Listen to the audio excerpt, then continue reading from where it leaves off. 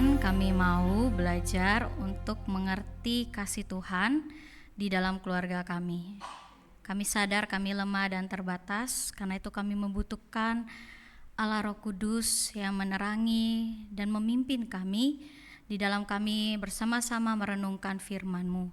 Engkau pimpin hamba-Mu yang akan menyampaikan kebenaran-Mu, biarlah di dalam keterbatasan dan ketidaklayakannya ini Engkau pakai untuk menyampaikan kebenaran Tuhan dengan bahasa yang dapat dimengerti oleh umat-Mu yang hadir hari ini. Engkau juga bersama-sama dengan jemaat-Mu, kiranya firman-Mu menuntun, menerangi hati setiap kami semua. Terima kasih Tuhan, ini doa kami, demi nama Tuhan Yesus kami berdoa, amin. Selamat pagi semuanya. Sudah bilang ini belum? Selamat pagi kepada saudaranya dah, keluarga di kiri kanan, di rumah, good morning gitu. Good morning honey gitu kan. Udah ngomong belum? Selamat pagi gitu. Udah ya. Bangun pagi kan lihat suami, lihat istri. Terus bangun pagi kalau di sekamar sama saudara, lihat saudara. Pagi gitu ya. Hari ini kita mau sama-sama belajar firman Tuhan, diambil dari Kolose 3. Kita akan bersama-sama merenungkan firman Tuhan, diambil dari Kolose 3. Ayatnya yang ke-12 sampai ayatnya yang ke-14. Oke. Kolose pasal 3 ayatnya yang ke-12 sampai ayatnya yang ke-14.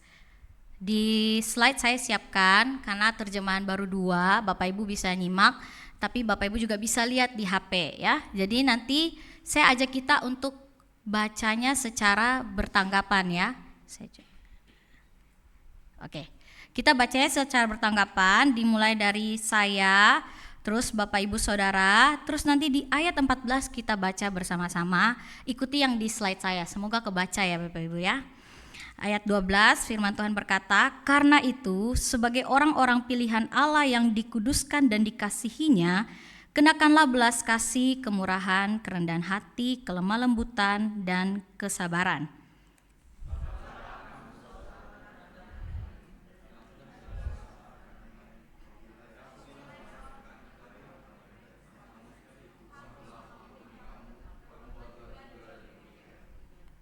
Bersama-sama 1, 2, 3. Di atas semuanya itu kenakanlah kasih sebagai pengikat yang mempersatukan dan menyempurnakan. Sedemikian jauh pembacaan firman Tuhan. Berbahagialah kita yang tidak hanya sekedar membaca, tetapi kita juga yang menghidupinya dalam kehidupan kita hari lepas hari. Bapak Ibu Saudara terkasih, izinkan saya bertanya nih ya. Pernah gak sih Bapak Ibu pasti pernah kesal lah sama anggota keluarga? Pernah kan? Atau di sini nggak pernah kesal sama anggota keluarganya? Pernah pasti ya, nggak mungkin nggak pernah. Nah, aku mau tahu dong, saya mau tahu Bapak Ibu biasanya hal apa sih yang bisa bikin Bapak Ibu kesal, saudara kesal sama anggota keluarganya, sama suami kah, sama istri kah, sama anak-anak kah, atau sama orang tua kah? Ada yang mau bantu saya memberi jawaban? Apa saja hal yang bisa bikin kesal?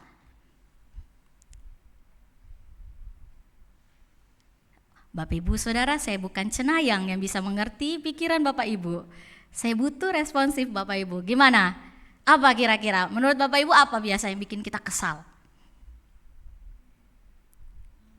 Hah? Apa? Anak ngapain biasanya bikin kesal? Kenapa ya? Anak kesal bikin apa sih? Ibu-ibu, bapak-bapak? Dikasih tahu nggak menurut ya dengar anak-anak ya. Nah, yang lain apa lagi yang membuat kita bisa kesal nih? Sering disuruh-suruh, ya ampun. Emak bilang, kamu nyapu ya, ntar kamu ngepel, ntar abis itu kamu nyuci piring gitu ya. Belum napas mak, belum napas gitu ya. Gitu. Apalagi yang membuat kita kesal di dalam keluarga? Takut ya, karena ada anggota keluarga ya di kiri kanan ya. Sampai rumah takut berkelahi ya. Nah, Bapak Ibu Saudara, nggak apa-apa, saya bantu ya. Nah, saya sendiri sebagai seorang anak, waktu ditanya hal apa sih yang bikin saya kesal ya. Mungkin kalau saya ingat-ingat waktu saya remaja, saya itu kesal ketika begini. Papa mama saya marah-marah tanpa memberikan saya penjelasan kenapa mereka marah. saya tiba-tiba dimarah gitu ya. Misalnya adik saya bikin kesalahan, entah apa yang dia bikin, saya yang kena imbas gitu, saya yang dimarah. Padahal saya nggak tahu apa-apa. Kenapa saya yang kena gitu? Mah, Pak, kenapa ini? Atau enggak misalnya, saya kesal misalnya lagi debat dengan orang tua, tapi saya berargumen, tapi tidak diberi ruang untuk memberikan alasan kenapa saya begini, kenapa saya melakukan ini gitu.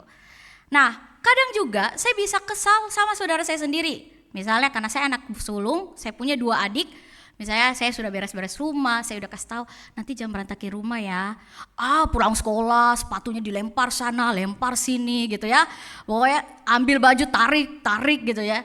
Kesal gitu. Hal-hal yang biasa yang seringkali bikin kita kesal. Bahkan nih ya, Bapak Saudara, saya coba mengingat-ingat bagaimana papa mama saya dulu bisa kesal sama kami anak-anak ya. Papa mama saya bisa kesal kalau misalnya mereka lagi nasihati kami, terus tadi kata Om Acoy, ngebantah kayak, papa baru ngomong, nak jangan nakal, jangan begini. Papa gak mengerti aku gitu-gitu ya, kayak belum ada apa-apa sudah diinin. Nah itu yang di dalam pengalaman saya Bapak Ibu Saudara. Nah tapi saya untuk supaya lebih kita bisa mengerti, ternyata persoalan ini bukan cuma di kehidupan saya. Dalam satu buku yang saya baca, yaitu yang ditulis oleh dulu itu dosen yang pendidikan di kampus kami di AA, namanya Ibu Lili Iren. Dalam judul bukunya Dari Hati ke Hati, Curahan Hati Orang Tua dan Anak Remajanya. Nah Ibu Erin ini menulis secara sederhana tentang curhatan hati orang tua ke anak-anak. Apa aja sih?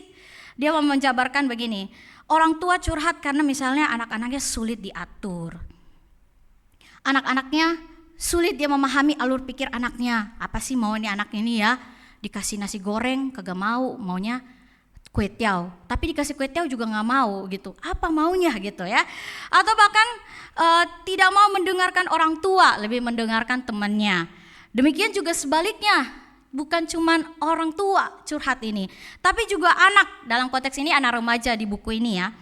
Curahan hati anaknya itu khususnya anak remaja, di mana anak-anak merasa orang tua tidak memberi ruang untuk mendengar permasalahan mereka, keseharian mereka, dunia mereka, karena orang tua terlalu sibuk. Bahkan mendengarkan alasan dibalik kenapa saya melakukan suatu keputusan, entah itu keputusan itu benar atau salah. Bahkan anak merasa orang tua gak hadir dalam dunia dia. Bapak Saudara, saya percaya mungkin kita juga dalam kehidupan berkeluarga, kita mengalami hal-hal demikian. Kita bisa kesal sama pasangan kita, orang tua kita, atau anak kita, mulai dari hal-hal yang kecil banget, sulit dikasih bangun pagi, sampai hal-hal yang besar dan fatal. Tak jarang kondisi inilah yang membuat kita seringkali terluka, kecewa, kemarahan, konflik. Dan kita merasa rumah itu tidak damai. Rumah itu tidak ada cinta di dalamnya. Saudara, ada satu buku menarik selain buku ini yang saya baca. Ada satu buku yang berjudul Love and Respect the Family. Ya. Nah, buku ini berbicara tentang kebutuhan ya. Kebutuhan dasar di dalam keluarga. Dia bilang begini, kids need love, berarti anak-anak butuh cinta, butuh kasih. Tapi habis itu dia bilang, tapi parents butuh respect, orang tua butuh dihormati, dihargai. Nah, waktu di buku itu, mungkin saya gak bisa jabarin semua ya, tapi di bagian pendahuluan aja, buku ini tuh menarik, karena dia bilang begini, ini tuh kebutuhan, tapi ini juga jadi persoalan. Ini jadi masalah. Kenapa masalah ini terus berulang-berulang? Orang tua mengharapkan anak-anak menghormati mereka, tetapi anak tidak menghormati. Sehingga membawa orang tua bisa kecewa, orang tua menjadi salah atau keliru atau bahkan gagal di dalam menunjukkan kasih. Sebaliknya ketika anak membutuhkan cinta tetapi orang tua tidak ada di sana, tidak memberikan cinta itu, maka anak itu menganggap bahwa orang tua itu tidak sayang dia. Anak-anak menjadi negatif, jadi apapun yang orang tuanya ngomong gak didengar, karena negatif, apa aja negatif, dan sulit untuk dipercaya. Makanya keadaan ini sampai digambarkan oleh semoga saya menyebut namanya dengan benar ya, Emerson ya, dia sampai pakai dia sampai pakai istilah the family crazy circle. Jadi masalah keluarga yang terus berulang-ulang. Kalau Bapak Ibu lihat ya, berulang-ulang. Tidak ada kasih, anak punya reaksi ya seperti itu. Merasa tidak dikasihi, negatif terus sama orang tua, dan lain sebagainya. Anak tidak respect kepada orang tua bereaksi bingung menyatakan kasih. Gagal, keliru, salah. Itu terus berulang-berulang. Buku ini tuh bagus sekali Bapak Ibu, saya rekomen kalau baca. Ya, ini bagus sekali. Jadi dia ungkapin ini fakta yang terjadi. Nah, Bapak Ibu saudara terkasih, dari hal ini kita diperhadapkan dengan realitas bahwa tidak ada keluarga yang sempurna. Gak ada keluarga yang sempurna. Sekalipun kita tahu betul ideal sebuah keluarga yang sempurna, namun faktanya kita terus menghadapi yang namanya jatuh bangun kehidupan berelasi di dalam anggota keluarga. Mungkin kita yang hadir hari ini mulai menyerah karena merasa sulit untuk membangun cinta di dalam keluarga. Karena kita merasa melihat anggota keluarga kita gak berubah-berubah. Apa yang mau diharapkan di dalam cinta di dalam keluarga ini? Gak guna, gak ada gunanya. Peran, ekspektasi yang kita harapkan dari anggota keluarga kita ternyata di dalam realitas kehidupan tidak terjalan dengan baik. Pertanyaannya begini, bagaimana kita bisa menghadirkan cinta di dalam keluarga kita?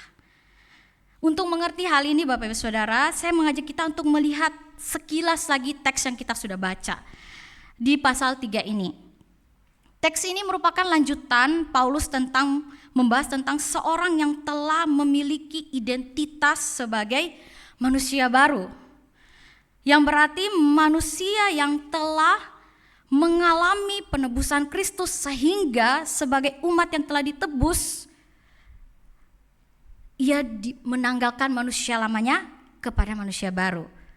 Yaitu hidup yang berubah, tidak lagi kehidupan yang lama. Dengan demikian, hal ini membawa orang yang telah menerima identitas sebagai manusia baru gak hidup lagi di dosa yang lama, kesalahan yang sama, tetapi dia dikuasai oleh pimpinan Roh Kudus, dipimpin oleh Tuhan untuk hidup sesuai dengan pengenalan dan kebenaran firman Allah. Bapak Saudara, setelah menegaskan hal ini, di teks ini Paulus kemudian lanjut tuh. Setelah mengerti bahwa kita sekarang adalah manusia baru,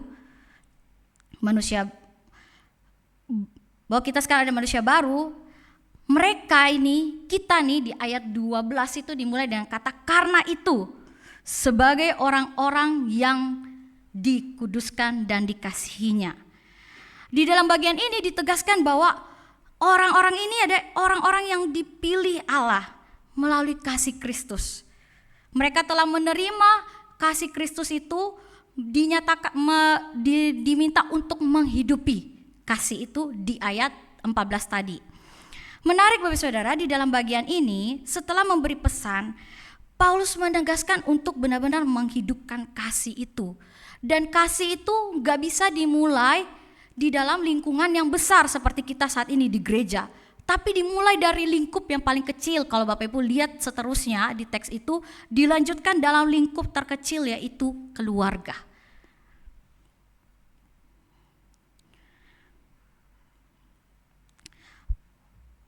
Sama seperti kalau kita lihat sekilas ya di Kolose pasal Kolose pasal 3 mulai ayat 18 sampai 22, kita lihat di situ bagaimana peran-peran diberikan. Hubungan, bagaimana menghidupkan kasih itu lewat hubungan, yaitu bagaimana istri menghormati suami, suami mengasihi istri, anak menghormati orang tua, ayah atau orang tua tidak menyakiti hati anak, atau bahkan di dalam teks lain seperti di Ulangan 6 ayat 1 sampai 9 maupun di dalam Efesus pasal 6 ayat 4, orang tua diingatkan untuk mendidik anak di dalam kebenaran.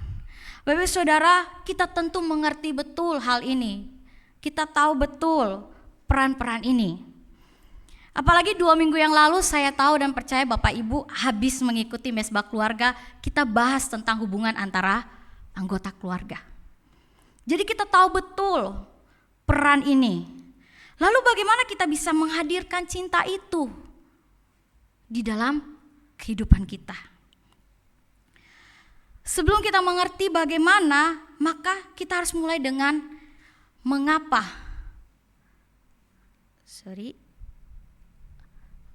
Oke. Bisa dibantu? Oke. Mengapa cinta atau kasih menjadi hal penting di dalam relasi kita dengan anggota keluarga? Dalam perenungan ini, Bapak Saudara, di dalam refleksi yang perenungan ini, saya membagikan ada dua alasan mengapa cinta menjadi penting di dalam keluarga kita. Yang pertama, Bapak Saudara,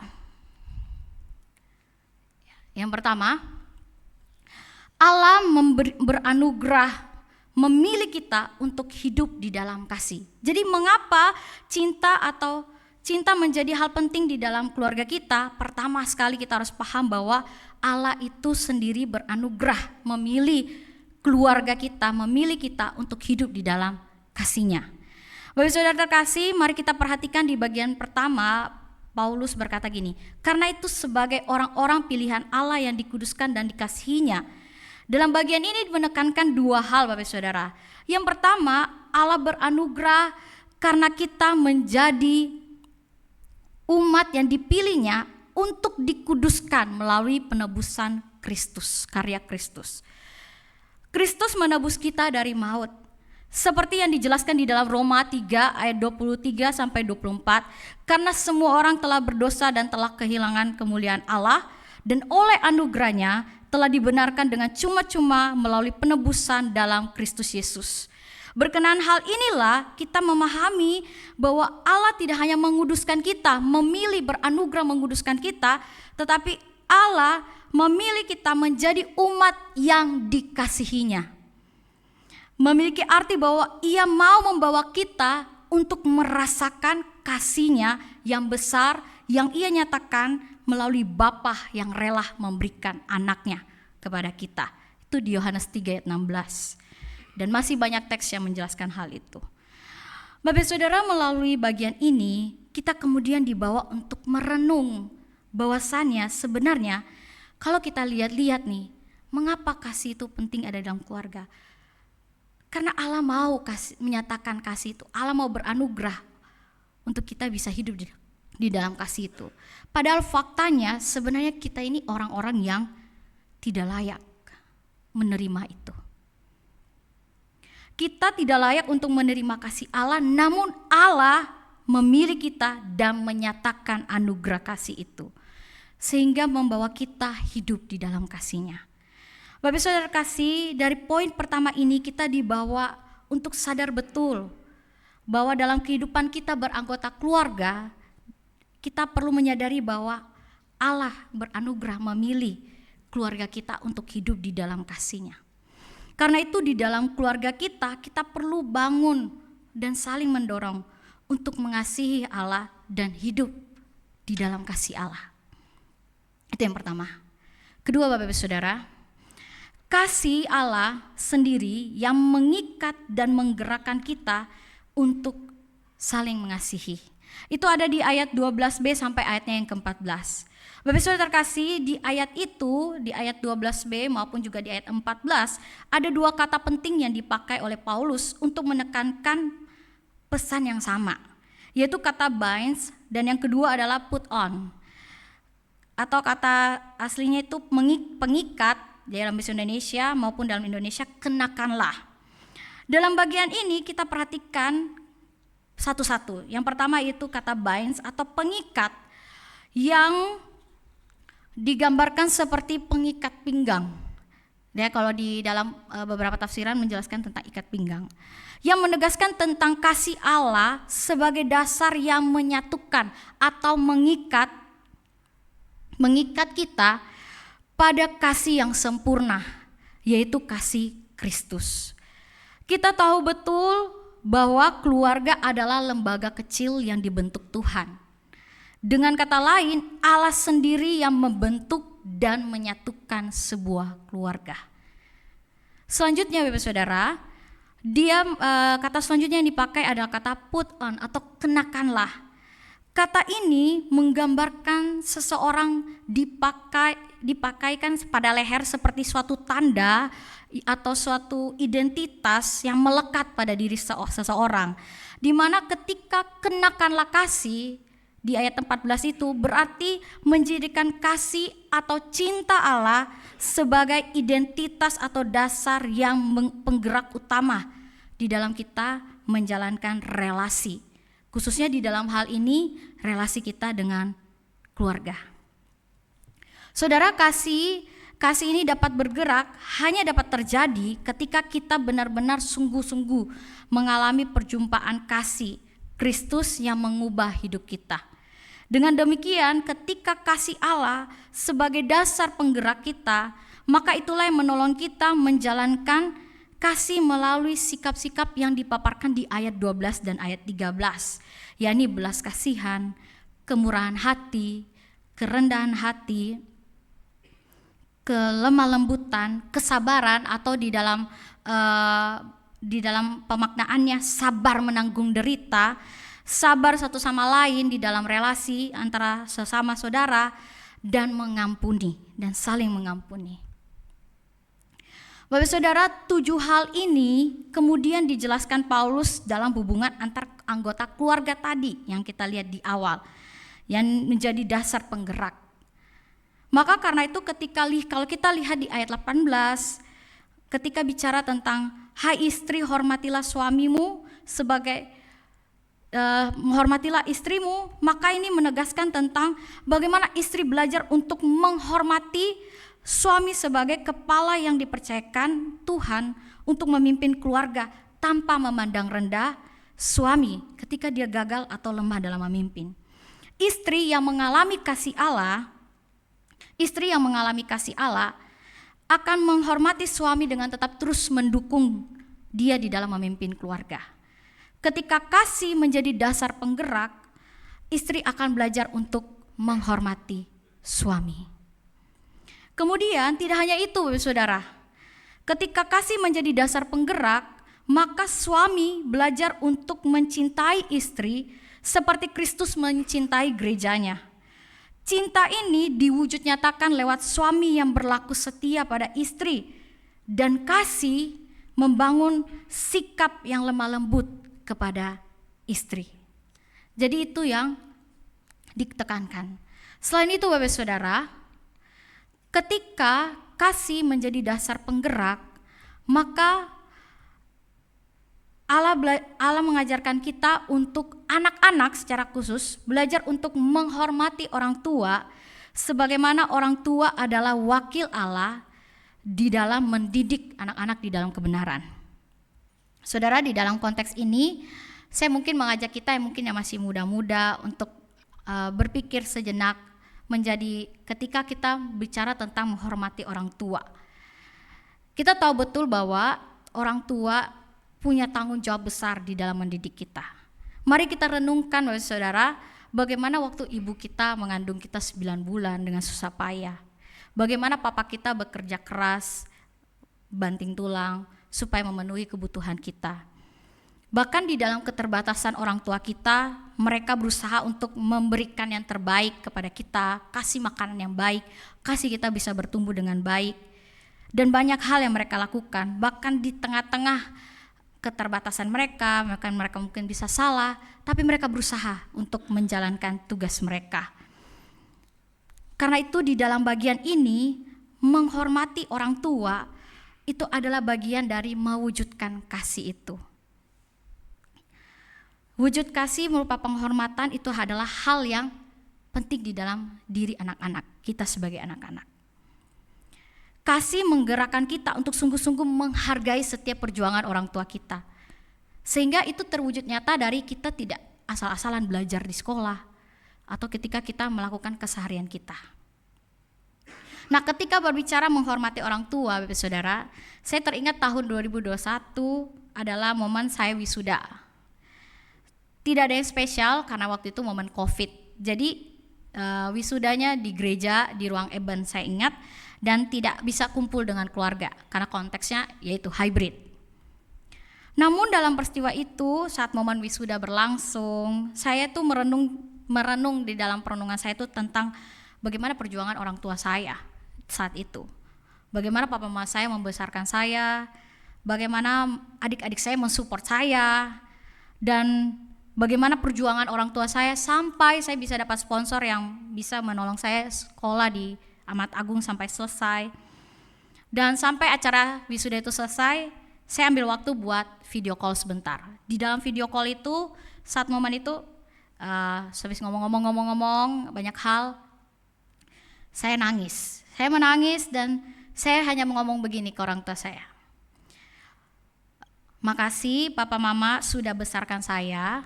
Makasih papa mama sudah menyekolahkan saya. Makasih karena papa mama saya menjadi Okta yang sekarang. Maaf karena saya nggak bisa balas semua cinta kasih itu, pengorbanan itu ke orang tua saya. Saya ngomong itu kayaknya berapa kali gitu, dan habis itu ya udah, setelah itu papa saya, mama saya meresponi hal yang sama, terima kasih dan lain sebagainya. Saudara, waktu ingat momen itu ya, momen itu saya jadi belajar bahwa betapa penting sekali sebagai anak kita belajar untuk menghormati orang tua kita. Nah, selain itu saudara, ketika kasih itu menjadi penggerak, ketika kita belajar untuk menghormati orang tua kita, selain itu kasih menggerakkan orang tua untuk membuat anak tidak tawar hati tetapi kecewa atas tindakan di dalam mendidik. Karena itu kasih akan mendorong orang tua untuk mendidik anak di dalam kebenaran. Kasih akan menggerakkan kita sebagai orang tua untuk tidak menyerah di dalam mendidik anak-anak sekalipun anak-anak sering menyebalkan dan mengecewakan. Kasih menggerakkan orang tua untuk selalu belajar mengampuni anak-anak yang melukai hatinya berulang kali. Bapak Saudara terkasih, bagaimana bisa menghadirkan kasih di dalam keluarga? Maka ada 4 prinsip yang ingin saya bagikan ke kita sekalian. Yang pertama, bagaimana menghadirkan cinta di dalam keluarga? Maka mulailah menerima bahwa sebagai anggota keluarga kita bisa gagal menyatakan kasih, dan kita butuh kasih Allah untuk memenuhi kehidupan pribadi dan keluarga kita. Kita nggak bisa, Bapak Saudara, kita tahu betul bahwa untuk hidup, untuk bisa membagikan kasih, kita tidak bisa kalau kita tidak mulai dengan kesadaran bahwa kita orang-orang yang bisa gagal menyatakan kasih, dan kita butuh kasih Allah memenuhi kita, memampukan kita untuk mengasihi anggota keluarga kita. Kedua, Bapak Saudara, marilah kita belajar untuk mencintai anggota keluarga kita dengan cara menerima setiap kelebihan dan kelemahan anggota keluarga kita. Sehingga itu yang ketika kita belajar mencintai, menerima kelebihan anggota keluarga kita, kelemahan anggota keluarga kita, itu akan menolong kita untuk mudah memiliki belas kasihan kepada mereka. Membuat kita menjadi mudah untuk memiliki hati yang lemah lembut. Membuat kita menjadi lebih mudah untuk bermurah hati. Membuat kita juga untuk lebih mudah untuk sabar ketika menghadapi kelemahan anggota keluarga kita. Ketiga, Bapak Saudara, marilah kita belajar untuk memberikan apresiasi kepada anggota keluarga kita ketika ia berhasil dalam melakukan sesuatu hal yang baik. Seperti misalnya hal kecil, berterima kasih kepada mama yang sudah memasak hari ini. Berterima kasih kepada papa yang hari ini sudah bekerja sampai lembur. Berterima kasih kepada anak-anak yang sudah belajar sungguh-sungguh di sekolah. Berterima kasih kepada sesama saudara yang terus saling mensupport satu sama lain. Belajar untuk mengapresiasi, memberikan ucapan terima kasih kepada anggota keluarga. Yang keempat, Bapak Saudara, mari kita belajar mengampuni anggota keluarga kita yang sering gagal atau melukai hati kita dengan membangun hati yang sadar bahwa Kristus terlebih dahulu mengampuni kita dan tidak mengingat-ingat kesalahan kita. sehingga menolong kita sabar setiap kali kita terluka dan mau punya hati yang terbuka untuk mengampuni ketika keluarga kita berulang kali melukai kita. Saudara, John Piper pernah berkata begini, saya terjemahkan bebas ya. Tidak ada seorang pun yang pernah berbuat salah kepadamu yang tak pernah mendekati perbuatan salahmu seburuk yang telah yang kamu lakukan kepada Tuhan. Artinya seburuk-buruk apapun dosa yang dilakukan oleh kesalahan yang dilakukan anggota keluarga kita, itu tidak lebih buruk dari apa yang kita lakukan kepada Tuhan. Tetapi Tuhan mau mengampuni kita, Tuhan tidak ingat-ingat itu. Dan Tuhan mau hal yang sama. Tuhan juga mau kita mengingat-ingat setiap kesalahan anggota keluarga kita, tetapi mengampuni dan mengasihi mereka. Saudara, saya teringat beberapa waktu yang lalu, saya beberapa bulan ini sempat mengalami konflik dengan adik saya yang paling bungsu. Konflik yang dimulai dari hanya debat-debat kecil, lama-lama menjadi debat besar, dan tanpa sadar itu menimbulkan rasa kecewa yang besar. Rasa kecewa itu yang besar akhirnya melahirkan rasa ketidakpedulian sama anggota keluarga sendiri. Mulai saya jarang menelpon dia, mulai saya nggak nanya-nanya kabar dia. Sampai suatu kali saya nggak tahan, saya share ke adik saya yang cowok, yang tengah. Adik saya, dia hamba Tuhan, dia melayani di daerah, terus Tuhan pakai dia untuk tegur saya. Dia bilang seperti ini, kakak nggak boleh begitu, nggak boleh tidak peduli sama adikmu, begitu-gitu dia adikmu. Ingat kak, ingat Tuhan aja berkali-kali dikecewakan sama kita, gitu. Tuhan tidak ingat-ingat, tapi Tuhan tetap mau peduli sama kita, mau mengampuni kita, mau sayang sama kita. Tuhan juga mau kamu lakukan hal itu ke adikmu, gitu, adik kita, gitu. Saudara, saat itu ya, saya tahu Tuhan pakai adik saya untuk tegur saya, dan hari itu saya menyadari bahwa oh iya, saya itu gagal jadi kakak ya. Saya hanya karena hal ini saya jadi kecewa dengan adik saya nggak peduli sama dia. Saya jadi kayak pura-pura nggak mau tahu apa hidupnya, apa yang terjadi pada dia. Padahal Tuhan nggak mau gitu. Tuhan mau saya tetap memberikan kasih itu, mengampuni dia. Dan akhirnya singkat cerita saya share lah ke orang tua saya minta maaf ke orang tua saya karena saya merasa saya gagal sebagai kakak. Saya gagal untuk menjalankan peran saya sebagai kakak, mengasihi, mendampingi, nemenin adik. Papa mama saya sih responnya beda-beda ya. Papa saya bilang santai nak gitu ya, karena cowok ya biasa agak lebih chill, jadi kayak santai nak. Mama saya lebih kayak enggak, kamu sudah menjalankan peranmu gitu. Tapi saya merasa penting sekali ketika kita tahu kita salah, kalau kita tahu kita itu melakukan kesalahan ke anggota keluarga kita, maka penting sekali untuk keterbukaan, untuk mau mengakui bahwa kita salah dan minta supaya kita mau anggota keluarga kita mengampuni kita. Saya juga datang, akhirnya saya ngobrol dengan adik saya bilang sorry saya bla bla bla, saya jelaskan, dan adik saya bilang oh nggak apa-apa, emang wajar kakak marah sama saya juga minta maaf gitu. Saudara, saya percaya bahwa memang tanpa kasih Kristus hadir di dalam keluarga, tidak mungkin ada namanya pemulihan, tidak mungkin ada namanya belas kasih, tidak mungkin ada kemurahan hati, tidak mungkin ada pengampunan. Dan walaupun demikian, keluarga kita memang tidak sempurna, tapi Allah beranugerah memilih keluarga kita untuk hidup di dalam kasih-Nya yang sempurna itu. Berkali-kali gagal, tapi berkali-kali juga kasih Allah itu tetap memenuhi keluarga kita, memilih keluarga kita untuk hidup di dalam kasih-Nya. Dan kasih Allah itulah yang mengikat saya dan saudara di dalam anggota keluarga dan menggerakkan kita untuk saling mengasihi. Kiranya Bapak Ibu Saudara, Tuhan menolong saya dan Bapak Ibu Saudara di dalam kita, di dalam keluarga untuk menghidupkan kasih. Karena kasih Allah sudah ada sejak dulu dan sekarang, dan dia ada di tengah-tengah keluarga kita. Sebelum menutup khotbah ini, saya ajak kita nyanyi satu lagu, tapi lagunya Bapak Saudara mungkin familiar ya. Kasih pasti lemah lembut. kasih pasti memaafkan. Tidak pakai iringan juga nggak apa-apa. Karena no briefing ya. Oke, kita hitung ya. 1, 2, 3. Kasih pasti lemah lembut, kasih pasti memaafkan,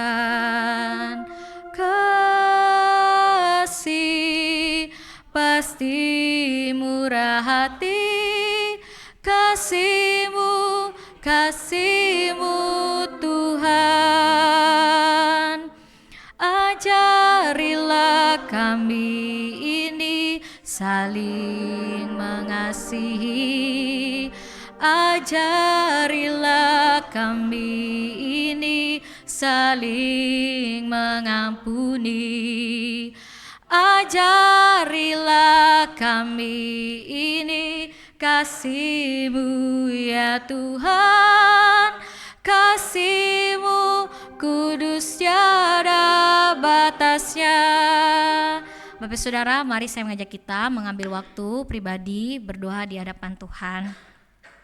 Kalau misalnya hari ini kita merasa kita gagal di dalam menghidupkan kasih, kita gagal di dalam menunjukkan cinta kita kepada anggota keluarga kita, oleh karena kita merasa seringkali orang keluarga kita tidak mengasihi kita atau keluarga kita tidak menjalankan peran mereka dengan baik, mari kita datang kepada Tuhan, memohon Tuhan mengampuni kita, memohon kiranya Tuhan sendiri yang hadir memenuhi hati kita, menyatakan kasih-Nya sehingga itu yang mendorong kita untuk benar-benar menghidupi kasih itu di dalam anggota keluarga kita. Mari kita mengambil waktu dengan tenang, kita berdoa kepada Tuhan.